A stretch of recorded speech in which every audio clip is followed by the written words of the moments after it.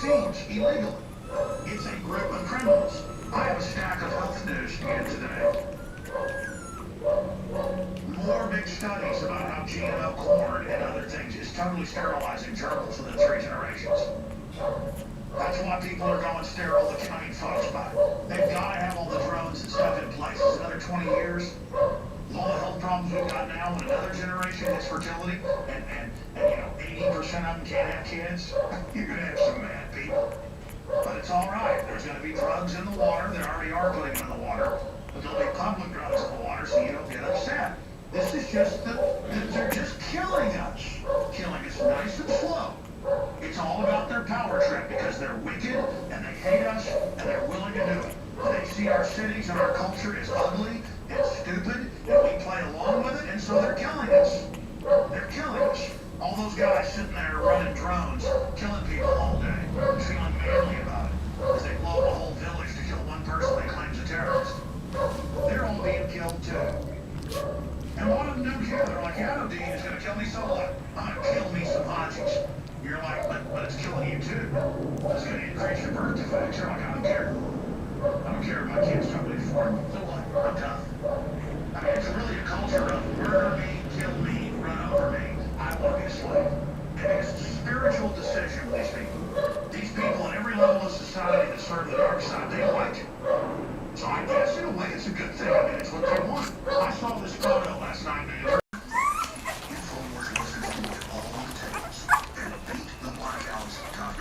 That's beattheblackouts.com.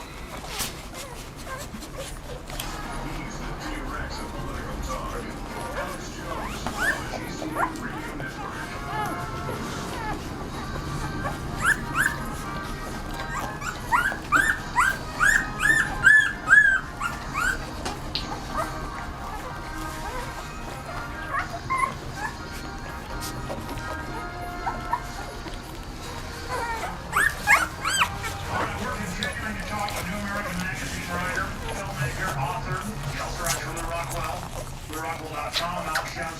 Workshop.com and prisonplanet.tv, and constantly new Army documents are put out publicly on the Army's own website. Re-education camps for the American people, national gun confiscation drills, demonization of the founding fathers, veterans. They teach the military this now. Just incredible treatment now that foreign banks have bragged on national television and friends that they've captured us and now they'll hop off the free to see that. Property, all of it is gone if they have their way. And we were about to let Will Grant go. He started bringing up this full spectrum dominance in the homeland Pentagon document that we found. And I found sites that write about the Pentagon. We'll put one of them up here, Small Wars Journal, as quotes out the full compendium where it talks about areas of South Carolina. We're going to go over this, and it says a Tea Party group takes over the town, so the military takes over radio, TV, water, and energy. I told you they'll always do that. They turn that off till the town submits, and they call it reinstalling the elected government. They mean those that are engaged in election fraud. And this is what the John Warren Defense Authorization Act dealt with, was taking over legislatures. Remember what they said last year when Texas unanimously in the House said no more groping, no more grabbing our genitals inside the pants. We're going to enforce existing laws. The Fed said we're preparing an F-16 air embargo. No aircraft will be allowed to enter the state or take off. How's the F-16 enforce that? They're going to blow them out of the sky. And we had troops on the show in Oklahoma and other states confirmed it. They were getting ready to put the tanks on trains to invade Austin. They were going to roll down Mopac, the big railroad right out of Oklahoma, right into Austin, right to the Capitol with tanks. And that was on the news, too. They were going to blow airliners out of the air with F-16s with sidewinders and nines. And if you don't remember that, look it up. I'm not joking about that. They said we're going to have a military embargo on Texas. So this is the plan. Foreign banks have taken over. And what's incredible, Will Grant, is that the re-education camps, the gun confiscation, the emergency centers establishment act, it's all there, but they'll have the media simultaneously at the Southern Poverty Law Center, ADL, come out and say, we're crazy, there's no world government. when I can pick up Time Magazine, Newsweek, Financial Times, The Economist, where they're announcing bankers took us over, they're unelected, they're installing leaders in Europe. Isn't it great that we're slaves now? I mean, I can play clips of the news saying, we're slaves to the world government run by banks, and then the guests all say it's good. I can play that right now, but the ADL says it doesn't exist. What's going on here? What's going on is that they're doing sort of dystopian approach, organizing people who say something rather than attacking what is said. They're showing the weaknesses of what is said about content that is documental. It's a question of motives and what collective associations that is the most important consideration according to people like the ADL, the FTLC. The right to safety the public is that the conspiracy theorists are plotting to take over, and they apparently don't understand the irony of that position. But with respect to this particular document we're talking about here, what they're describing is a full spectrum military operation targeting Darwin South West. There they came is the 2016, the depression is deep and people are getting arrested. There is a so-called civic insurrection that replaced the government of the town of South Carolina, which is considered to be a strategic and critical jump point because it stands upward an important east to west thoroughfare running across the United States on the United 95. So, on the basis of the strategic significance of this city within the battle zone that is the United States, there has to be a coordinated effort involving the Department of Homeland Security and the Pentagon and centralized National Guard troops to go in and put down this insurrection. Their objective is to do this by overhauling people by this conspicuous display of force. So it's the same thing that happened with the whiskey rebellion in the early years of the Republic. But the fact that they're calling this full spectrum dominant, and in light of what is said in the other documents that we have read regarding the way this military operations are conducted in the environment of the war operations of the war, it's pretty clear that what you're talking about is that behind this display of force would be the exercise of real force. It just has people who are considered to be illegal, people who are not sufficiently intimidated by the display of force would be dealt with as severely, perhaps as we saw in the leader, but they put the turn that down, which will be fired up. Well, that's what they're doing drills for. I've been to countless urban warfare drills where they admit they're practicing taking on, quote, the militia.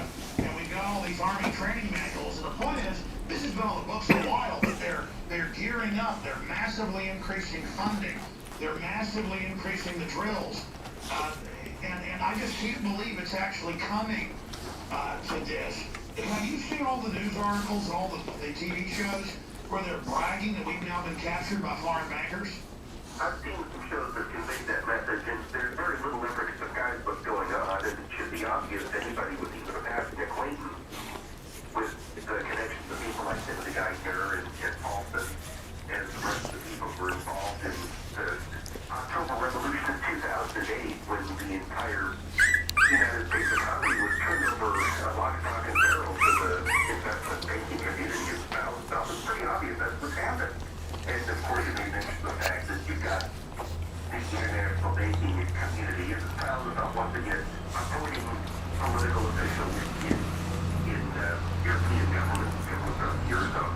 And you have towns in this country that are being browbeaten into a similar relationship with the banking interests here in this country. And it stands to reason that someplace like in Arlington, South Carolina, or some other bankrupt municipalities would give rise to the type of healthy insurrection that's described in this article. And the approach of the Pentagon would be to snuff it out. To snuff it out using whatever means would be necessary. And toward the end of the document, there's a perfectly arranged line here that is really, I think, a focus out. We cannot discount the agility of an external threat. The evolution of Al-Qaeda, for example, and its ability to take advantage of a tolerance to defend within U.S. borders. Well, there it is. The militias will be the natural handmaidens of Al-Qaeda, whatever that is. Yeah, let's stop right there. I've seen them pushing this. That's what I've said. And boy, here's another document saying it. The militia, the anti-New World Order thugs, who pretty much disappeared after 9/11 because, they hate, quote, Islam so much, many of them.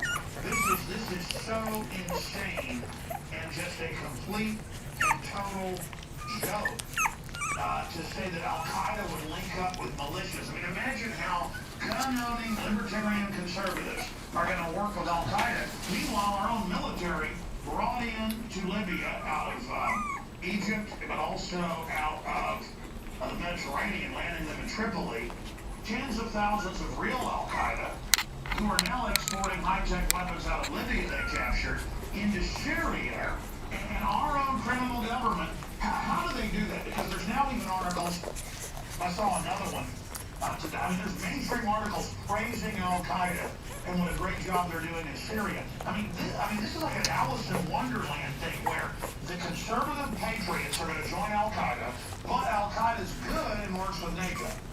There was a Saturday or Sunday night, rather, on NBC just before the Olympics, where I think the Bob Abrams was on the ground with a supposed freedom-fighting group there in Syria, in which their leadership said, "You need to give us arms, and we're going to turn to Al-Qaeda for help." I mean, it was overt and disguised unmarked war propaganda meant to people the idea that they must provide these people with money and arms, and they're going to turn to Al-Qaeda. Well, that's the same thing. We've got to grow the opium and ship it to America and have the troops grow it in front of you, or Al-Qaeda will grow it. I mean, it's ridiculous. Sure, and of course the entire purpose of this type of training is to free the public mind of ideas that all these supposed threats, all these supposed enemies are compounded into one. If you hear somebody talking about the dangers of what the banking community, the banking interests doing in our country, and talking about the dangers of impending martial law, then at some point, for those who consume unappreciably what they're fed by the governmental idea, they say, well, this sounds like the sort of radical stuff that these spirited